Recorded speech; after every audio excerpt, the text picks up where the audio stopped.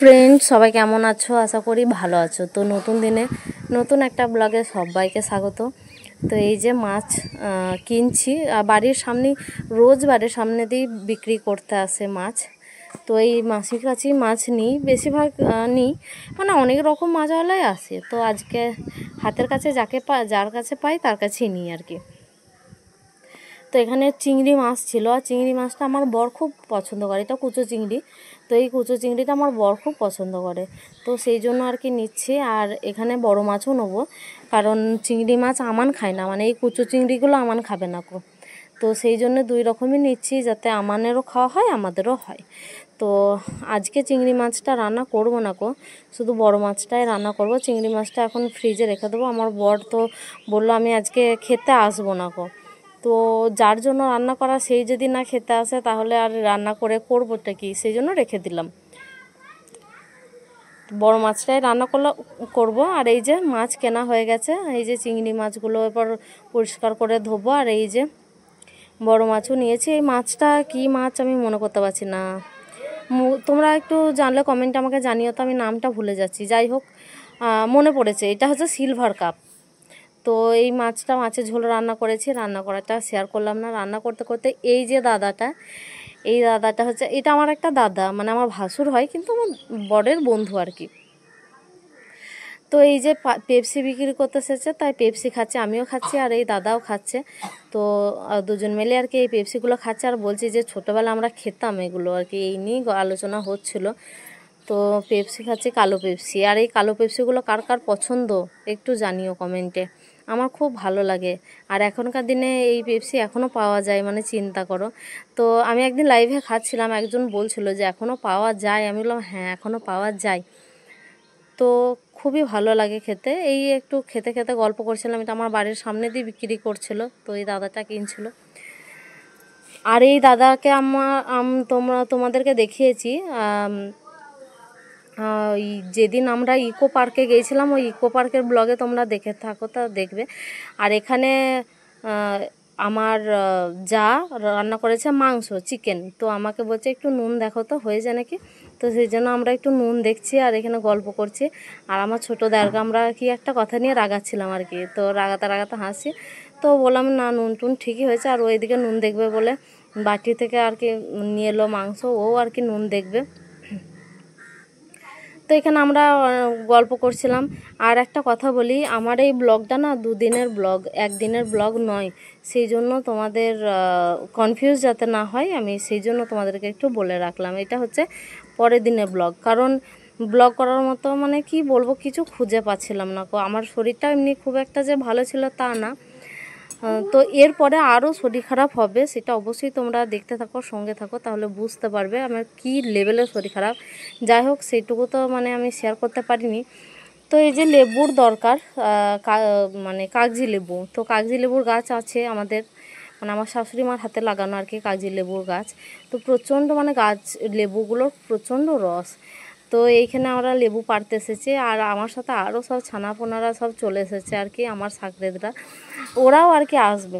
ওরা ভেবেছে আমি হয়তো কোনো শর্ট ভিডিও করব বা কি কিছু, সেই জন্য আমি শুধু লেবুটা পারবো বলে এলাম আর কি। আর এখানে যেহেতু মাছ ভাজা আছে, আর আমার ওই যারা কাগজি লেবু, কাঁচা লঙ্কা আর পেঁয়াজ দিয়ে মাছ ভাজা মানে মাখা কারা ভালোবাসো আমাকে একটু কমেন্টে জানিও। আমার কিন্তু এটা খুব ভালো লাগে।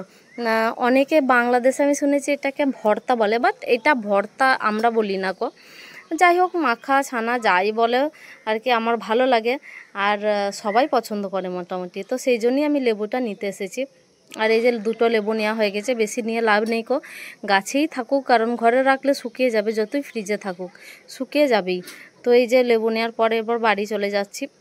আর সবাই একে একে বেরোচ্ছে। আর এখানে পেয়ারা গাছে এখনও পেয়ারা ধরেনি, পেয়ারা ধরলে তো আর গাছে পেয়ারাই থাকতো না, সবাই পেয়ারা খেতাম না, আমি নিজেই খেতাম আর কি, ভালো লাগে আমার। এই যে দুটো লেবু নিয়ে পর চললাম বাড়ি।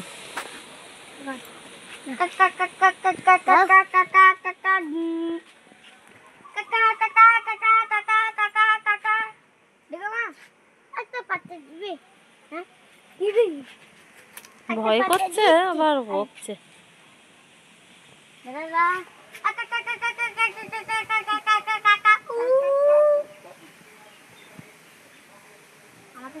খাবে আমার খাবে আমার খাবে আমার খাবে আমার খাবে আমার খাবে আচ্ছা আমার ছুন্না বলে দেখি খাবে কি বলবো? ছুন্না সোনা খেয়ে নাও। পাছাড়ে পাছাড়ে গান শোনাতে হয়। গান শোনাতে হবে? ও গিরা তবে খাবে ও গিরা পাছাড়ে পাছাড়ে ও মানে এই গানটা বললে তবেই খাবে নাকি? আমান এই গানটা বলতে হবে? হয়তো হিসি করে দিল। গানটা বলতে হবে তবে খাবে।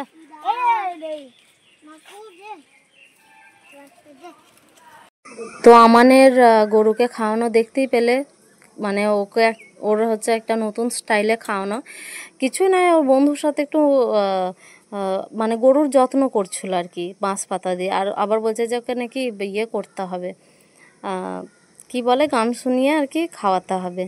এই হলো কথা। আর এই যে বিকেলবেলা একটু এই বাগানটা এসেছে, আম বাগান।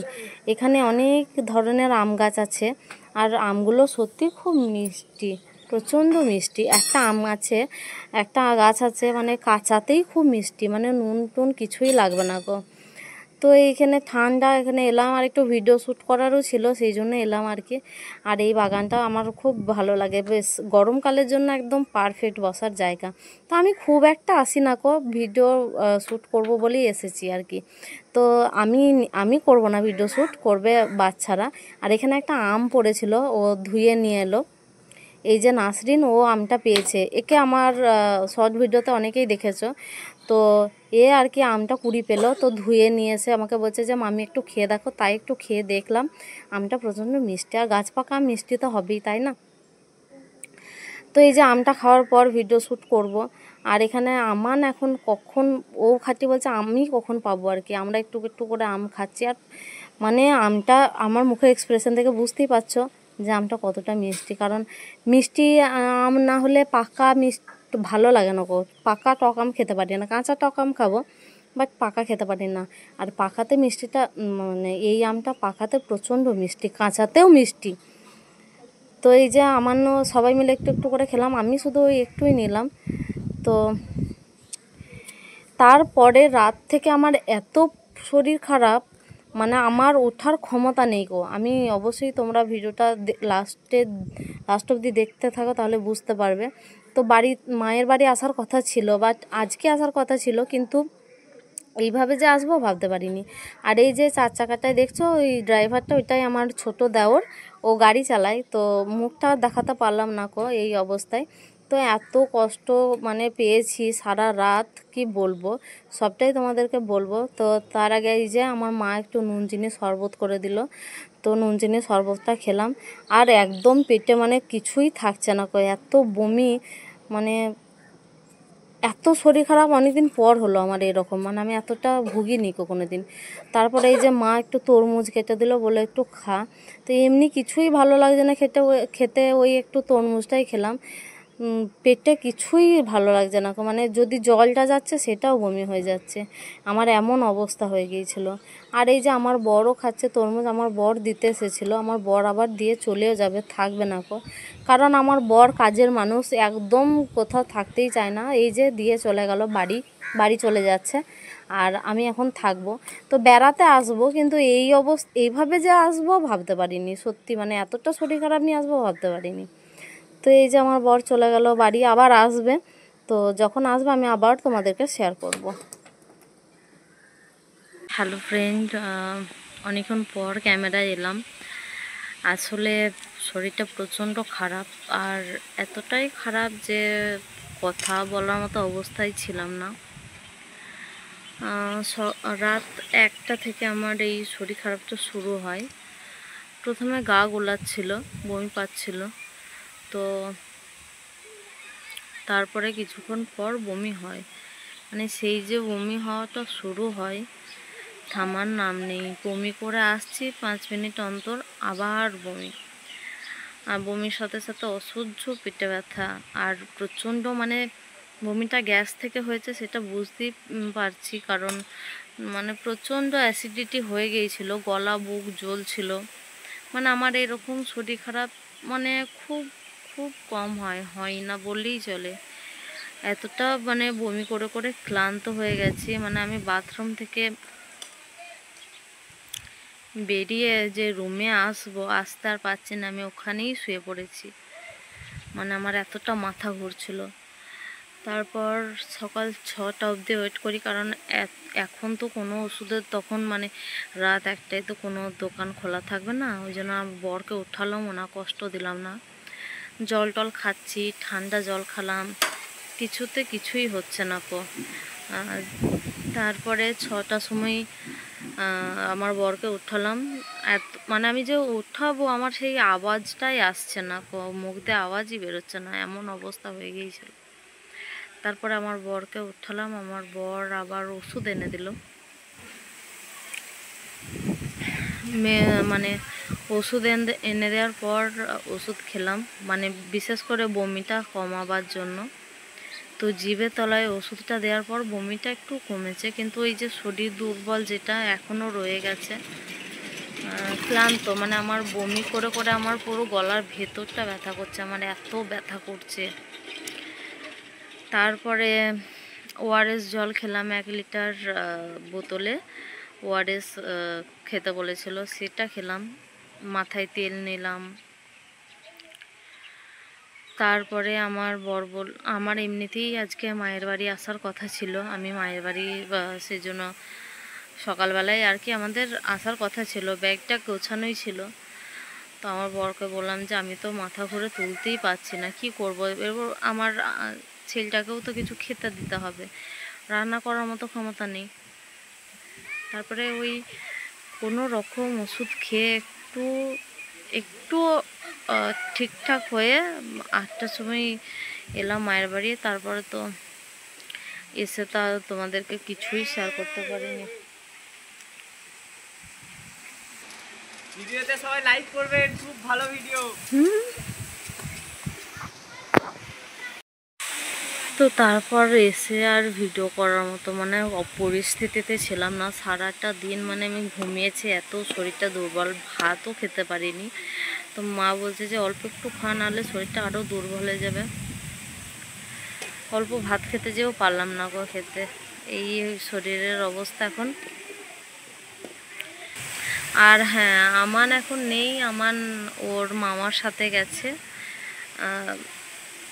রাহাতকে আর রাহাতের মাকে আনতে, মানে ওর মামিকে আনতে গেছে। আমাদের ঘরের পাশেই ওর সোনিয়ার মায়ের বাড়ি। তো ও আনতে গেছে। আমার ভাই যাচ্ছিল, তো তারপরে আবার আমার ভাই বললো যে চল, আমানকেও বললো যে চল তুইও যাবি। ও বললো ও আবার যাবে না, তোকে আবার রেডি করে দিলাম, ও গেল।